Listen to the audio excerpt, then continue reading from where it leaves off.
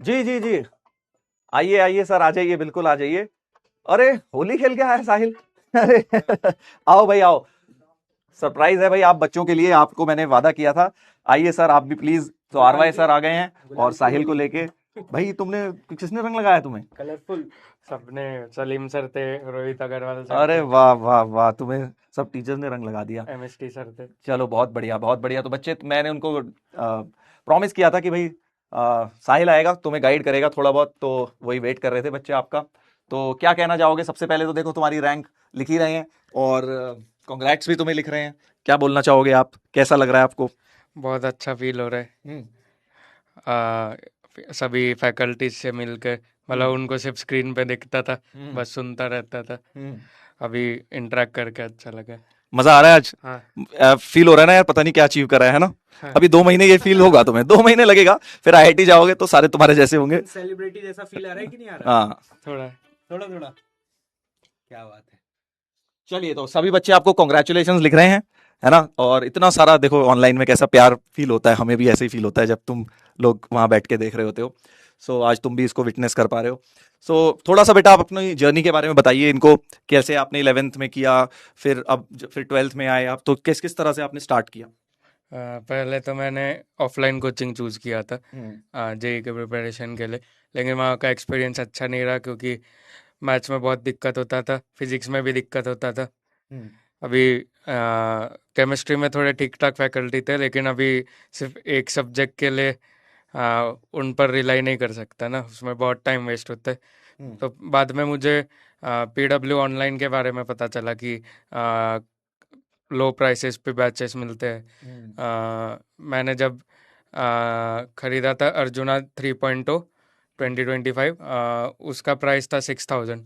जुलाई में खरीदा था। तो अच्छा। जुलाई में मैंने वो स्टार्ट किया, मतलब फिजिक्स मैथ्स में जो कॉन्सेप्ट का बैकलॉग हो गया था, हम्म मतलब कॉन्सेप्ट समझ में नहीं आ रहे थे। तो पीडब्ल्यू का ऑनलाइन बैच लेते ही मतलब जैसे मैथ्स फिजिक्स करने लगा, कॉन्फिडेंस आने लगा। हम्म पहले तो आधे से ज़्यादा क्वेश्चन बनते ही नहीं थे, हम्म मेंस एडवांस के। हम्म लेकिन वो कॉन्सेप्चुअल क्लैरिटी आने के बाद, थॉट प्रोसेस इनिशिएट होने के बाद, फिर 90% होने लगा। क्या बात अच्छा, वेरी गुड, बहुत बढ़िया। फिर? आ, फिर उसके बाद ऐसे ही चलता रहा, टेस्ट वगैरह देता था रेगुलरली, मतलब जितने भी आते थे। हम्म मतलब पीडब्ल्यू में जो कंटेंट मिल रहा था that was more than sufficient ना इस रैंक तक मोर देन पहुंचने के मोर लिए। Than enough. है ना? मतलब कई बार स्टूडेंट्स को मन में ये डाउट रहता है, ये एक बहकावा सा रहता है, डिस्ट्रैक्शन रहता है कि क्या मैं इस कंटेंट से पढ़ करके एक अच्छी रैंक तक पहुंच सकता हूं। तो मुझे लगता है ये लाइव एग्जांपल है आप सभी के सामने। मैं पीडब्ल्यू के बारे में तो 100% कह सकता हूँ कि कंटेंट मोर देन इनफ है, क्योंकि मैं जब ऑफलाइन जाता था तो वहाँ पे कंटेंट मतलब कम मिलता था। हम्म सुन लो बेटा, है ना? मतलब अगर हम कंटेंट को कंपेयर करें, जैसे तुमने ऑफलाइन में भी पढ़ा, अभी ऑनलाइन में भी पढ़ रहे हो, हम्म। तो कैसा एक्सपीरियंस रहा? मतलब क्या तुम्हें लगता है कि ऑनलाइन का जो कंटेंट था वो काफ़ी अपग्रेडेड था, अच्छा था? हाँ, बहुत। मतलब हर एक कॉन्सेप्ट में मतलब टीचर्स घुस घुस के पढ़ाते सर, थे। ये तो आई थिंक अब बच्चा बच्चा जान रहा है, आई थिंक सभी को पता है कि ऑनलाइन में कंटेंट बहुत बढ़िया मिलता है। तुम थोड़ा अपनी वैसी जर्नी के बारे में बताओ ना यार, कि जैसे दिक्कतें क्या आती थी जिससे लोग लिंक कर पाए, रिलेट कर हाँ। पाए, कि और तुमने उसे कैसे ओवरकम किया। जैसे 11th में तुम कह रहे हो ऑफलाइन में जाते थे और फिर तुम्हें प्रॉब्लम्स आई, फिर तुम एकदम ऑनलाइन में शिफ्ट हुए, तो किस तरह से तुमने मैनेज किया, अपना टाइमिंग कैसे मैनेज किया, और मतलब सेल्फ स्टडी कैसे करते थे, डिस्ट्रैक्शन से कैसे दूर रहते थे, मतलब इस तरह के थोड़ा सा इनको बताओ। टेस्ट पेपर एनालिसिस कैसे करते थे? हाँ।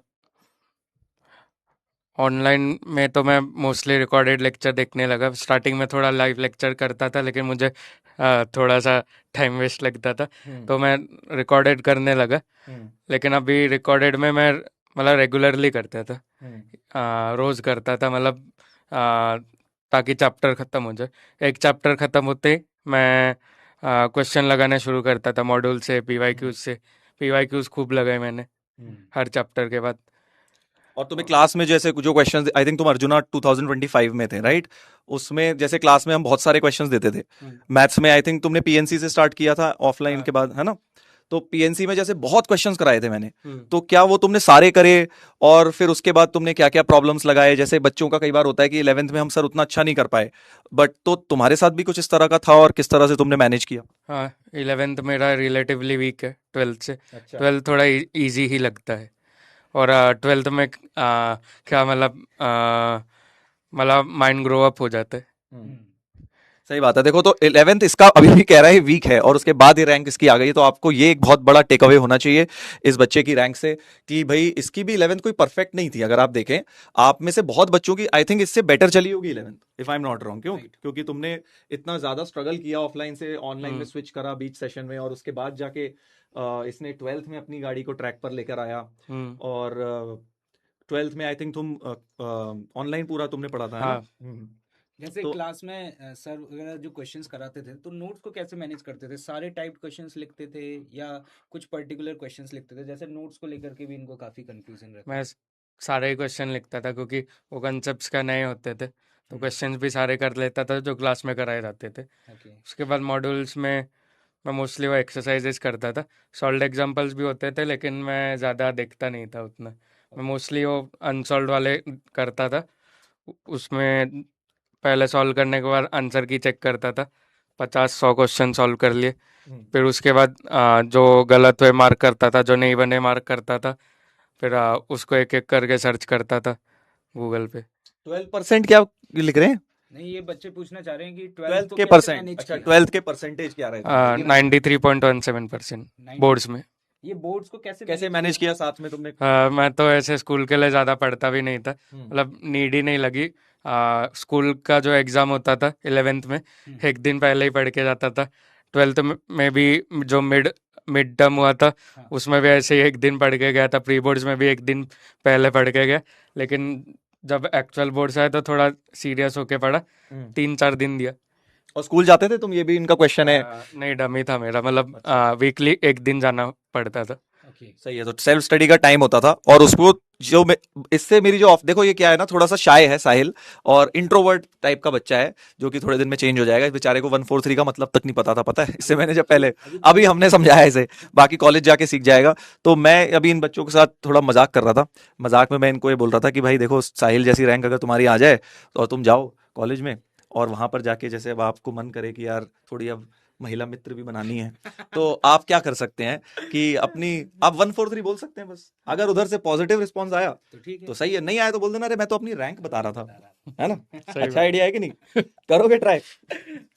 बताओ। देखते हैं। अरे देखने वाले, अरे सर, अरे करूंगा, बोल दे बोल दे भाई, आधी जनता यार मम्मी सुन रही होंगी। कोई नहीं यार, मम्मी ओके है। नहीं, मम्मी भी खुश हो जाएंगी। चलो, तो जोक्स की बातें साइड में रखते हुए साहिल की जर्नी से आप लोग आई थिंक इंस्पायर हुए होंगे इस तरह से कि 11th इसकी उतनी अच्छी नहीं गई थी जितनी हम सोचते हैं ना। बेटा 11th कभी उतनी अच्छी जाती ही नहीं है, ये फैक्ट है। आप देख सकते हैं उसके बावजूद ये यहाँ खड़ा है, इतनी अच्छी रैंक लाया है। और आप सबके पास भी मौका है उसको अचीव करने का। कोई आपके पास ये माइंड में ये नहीं होना चाहिए कि यार मेरा तो 11th वेस्टेड था इसलिए मैं उतना अच्छा नहीं कर पाऊंगा, इसलिए मेरी रैंक नहीं आ सकती। तो ये बहाने हैं सब माइंड में है आपके। जिस दिन आपने डिसाइड कर लिया ना कि मुझे करना है, तो कोई नहीं रोक सकता आपको। बाकी कुछ कहना चाहोगे अगर एक ऐसी लाइन कोई में बात जो आप इनको बच्चों ये को गाइड बताना करना चाहो? चाहोगे कि ये मत करना अगर सिलेक्शन चाहिए तो, ऐसी कोई चीज? फ्लो मत ब्रेक करना, मतलब कंसिस्टेंट रहना, मतलब एक भी दिन स्किप मत करना कि पढ़ने का मन नहीं कर रहा है, रहने दे तो।